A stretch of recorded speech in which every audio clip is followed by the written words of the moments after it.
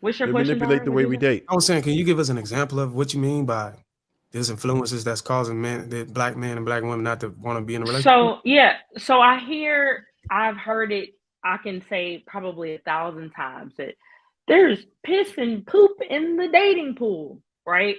You hear that like on podcast after podcast after podcast. Meanwhile, there are people that are getting together, that are getting married, and there are people who say that.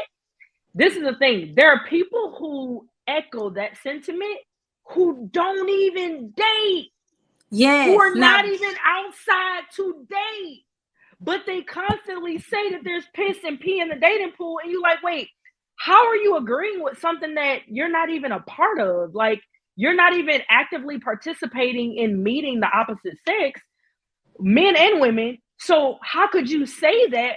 And you haven't even been making yourself available to meet other men and women that are in the dating pool. So how are you saying? They're saying it because they're constantly hearing it. It's constantly being fed into their spirit. And so all they do is pump it out and echo it.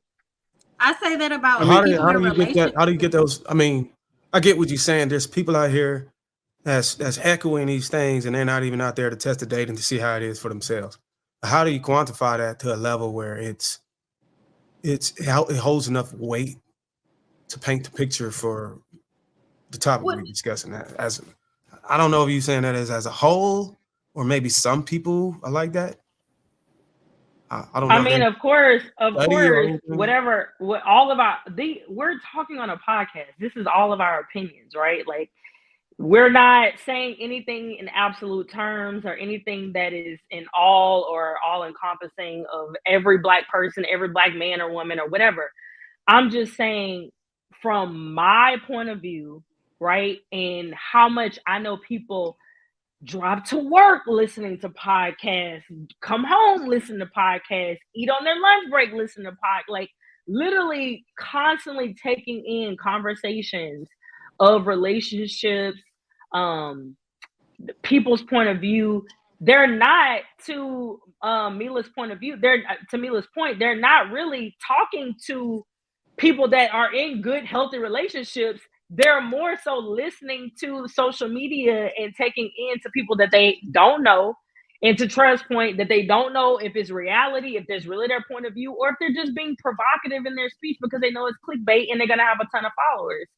I'm saying that whatever the point and the reasoning behind it is influencing masses of people who may be in their small little bubble that just go to work and come home and constantly take in relationship podcasts from people, whether it may be good or positive. They're constantly taking in other people's point of view and making it their own. So are you saying that it's bad for a person to go on the internet, listen to a podcast that's telling them, hey, these things are, if you do these things, or if you move in this way, these are things are likely to happen to you, and here are the stats.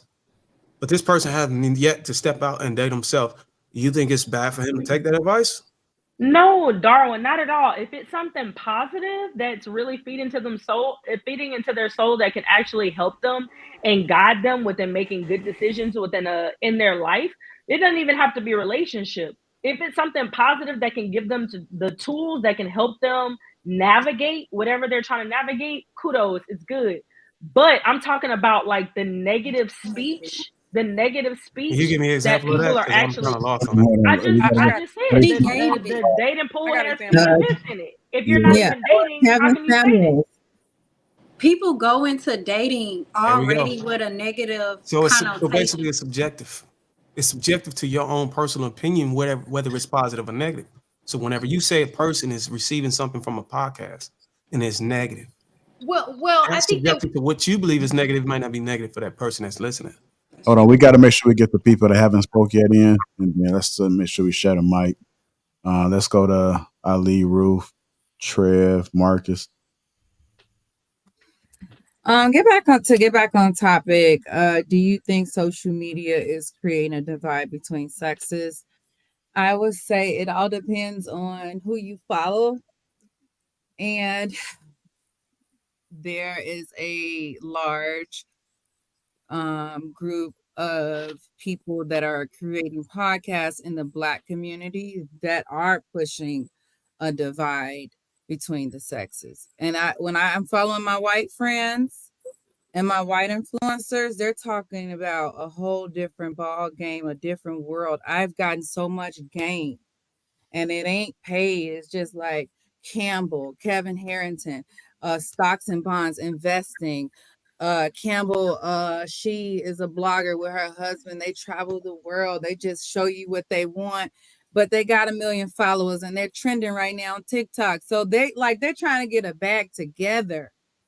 But I see a lot in our community. It's the Kevin Samuels. Oh, if she fat, if you fat and you over 40, chances are you ain't gonna get a man. But that same man fat and 40 and he's single too. Why y'all not combining incomes and resources? Because you are systematically oppressed according to your zip code, so y'all can move out of that zip code and start living longer and have a better health care and et cetera, et cetera. So I think the divide is coming from single people who trying to give relationship advice, or people who have been in toxic relationships and they're trying to give all this relationship advice. It's not to bring us together. It's to judge and say, ooh, what do you bring to the table? And who's at the other end of the table? And ooh, you sound like a lecture because I'm communicating. It's a lot of division. Like, hey, this is who I am. This is who I come to the table with. I am who I am. You know what it is. You don't like it, baby? I told you it's 1,000 in line. So get out the way. Ali, And instead of judging, who's talking to me? Is that Sweeney? Oh, Sweeney. Now you know I don't like talking to you. Come on now. have you ever heard of the Whatever podcast? No, I Better, don't. Better Bachelor, Yeah, Better they're Bachelor. all. No. Oh man, Listen, I'm talking about when I go on my social media, I'm talking about what I see. You probably get those type of feeds because you subscribe to the Black version. So of course the white version gonna come through. I don't subscribe to either. But when I do follow other cultures, they're talking about combining things. I see people in Chicago. There was a Venezuelan family that moved in, like 10 families in one building, in one apartment. And they have a video of them and they all working together. And it ain't necessarily they're all sleeping together. They working together economically to advance. They would say, hey, let's leave our country. I'm not done, Sweeney. well, You because keep you're interrupting. talking like, come on now, you gotta let other people. I'm not playing. If you let me, but you keep interrupting, it's real rude. I let you speak. I'm just trying to You gotta let her, Sweeney. You gotta let her lecture. You gotta let her lecture. bro. But I was just trying to we gotta have a conversation. But It's called Hey, an Sweeney, let her finish, man. Let her educated and finish, an man. Let her finish. intellectual conversation when you actually make points that actually make sense, where it's not just like I'm just asking some dumbass questions that lead nowhere.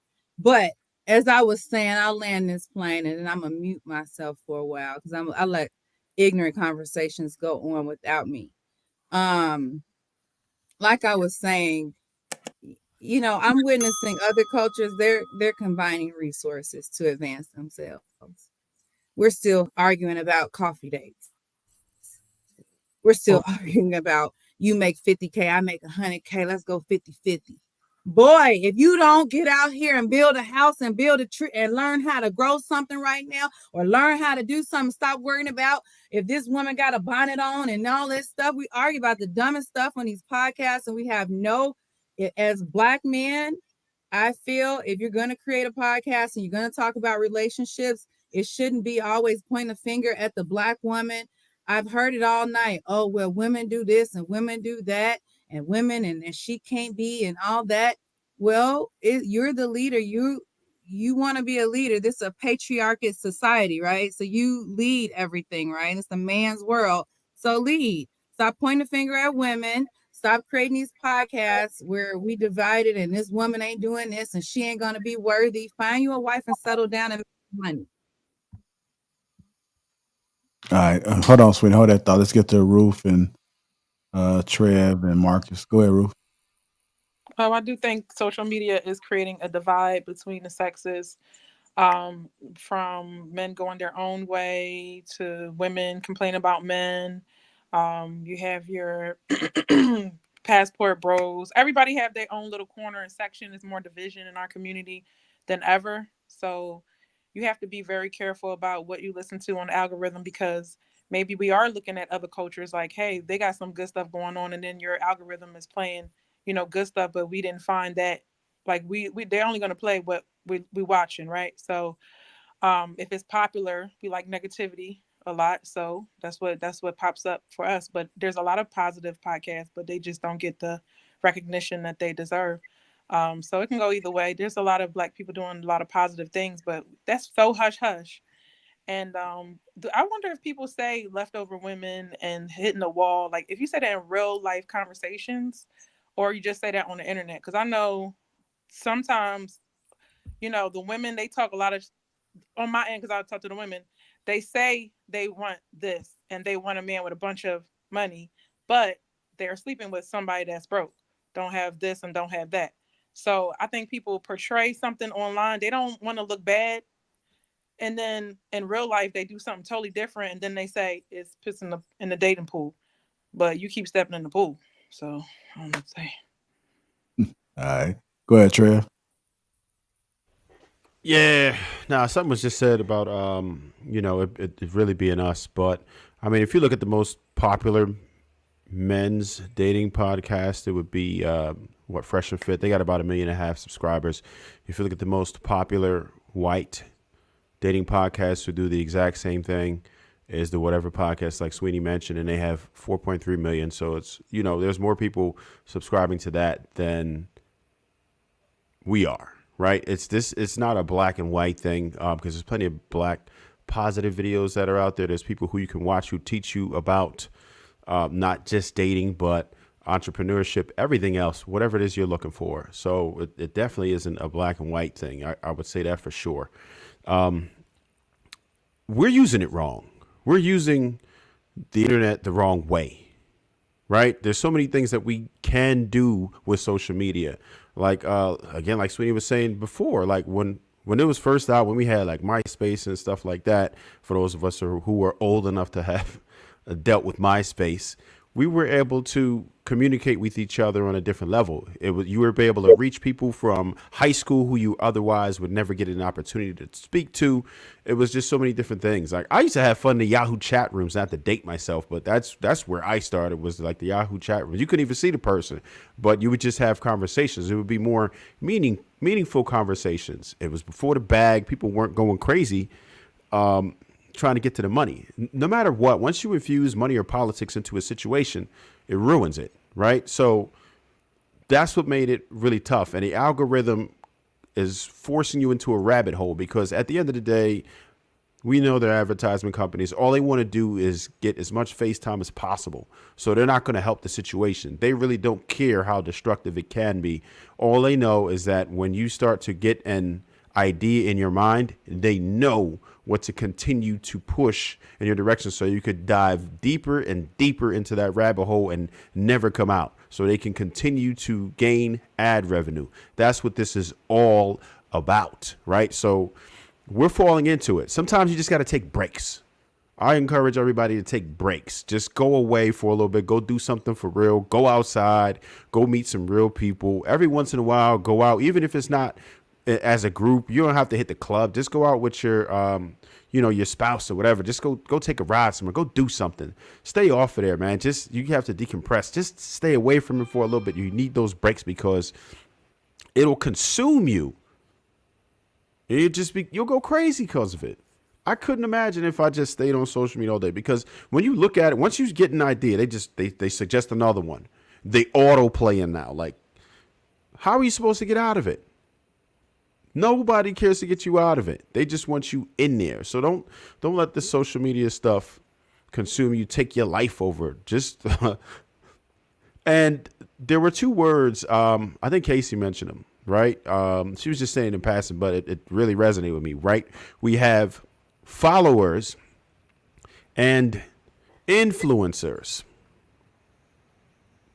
You're probably one or the other, right? So you watching everybody and you're looking at what they're doing. You're following.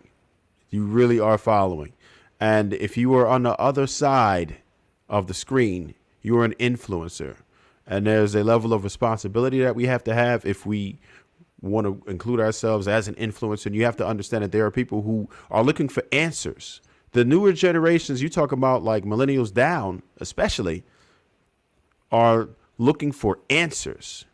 And this is the only place that they know to go. They may not have people in their life who have a positive impact, or people that even want to talk to them. They just don't have people that are available to them to even learn something. So they're looking to us for these answers sometimes. So we have to be responsible about how we convey them. We have to understand how it's going to be received. And there's a balance, right? We understand that it has to be somewhat entertaining just for people even to pay attention to you, but you have to be careful about what it is that you say, because there are people who have no idea about the subject matter that we're talking about.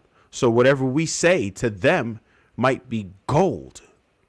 So if we're irresponsible with that, we're going to be leading people to some terrible situations. And that's not what we want to do, because a lot of people really don't know what else to do. This is the only place that they know to go.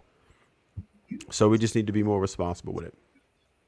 Hey, real quick, I just want to say that sounded like a lecture for real, telling me to be responsible. Well, what I say, I just want you to know. I wasn't talking to you saying you need to be responsible. To be responsible with what we say. I was like, if that ain't a lecture, I don't know what is. You be long-winded, dude. You gotta say, can you I'm direct your long-winded. anger over to him like you did me, Trev? I'm just talking shit because God was tired of it, Trev. So I didn't look. I ain't say nothing about no. When did I mention the word lecture tonight? I ain't say lecture. Go that way. I know. That's the word of the other day. Lecture. Okay. She was waiting to spit that out. It's all good.